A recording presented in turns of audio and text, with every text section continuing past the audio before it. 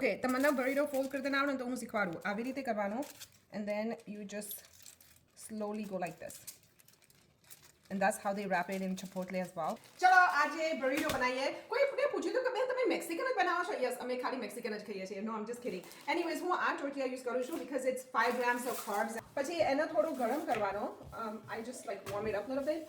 અને થોડી ચીઝ નાખવાની. મેક્સિકન ચીઝ છે. ઓકે, પહેલા આવી રીતે મેં રાઈસ બનાવ્યા છે ચપોટલે સ્ટાઇલ. અંદર લેમન નાખવાનું, ઓલિવ ઓઇલ નાખવાનું, સિલાન્ટ્રો એન્ડ સોલ્ટ.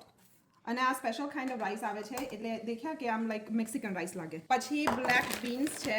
કેનમાં હું પાણી રહેવા દઉં છું and I just warm it up for like 2 minutes. આ પીકો બનાવ્યો, basically tomato, salt and lime and cilantro. અને પછી આ ફેમસ ઓરેન્જ સોસ છે. સેન હોઝે કઈ લા વિક્ટોરિયા રેસ્ટોરન્ટ છે ત્યાંથી તમે શિપ કરે. દેન સાવર ક્રીમને થોડી વિપ કરવાની એટલે આમ લાઈક કાઠી ના રહે. આ ફહીરા ટાઈપ છે. બેસિકલી તમે હાઈ ફ્લેમમાં અનિયન, બેલ પેપર એન્ડ કોર્નને તમે ગ્રીલ કરો. બહુ ગ્રીલ નહીં કરવાનું કારણ કે નકર ચડી જશે. You just grill a little bit and put salt and pepper and then you put avocado, a little bit of lettuce.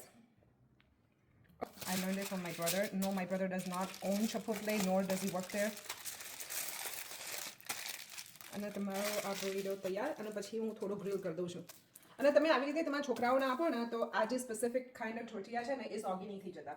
તમે આજે શું જમવાનું બનાવ્યું છે જરૂરથી કોમેન્ટ કરજો. અથવા તમે બરીડો બનાવો તો કેવી રીતે બનાવો છો? To comment. બાય.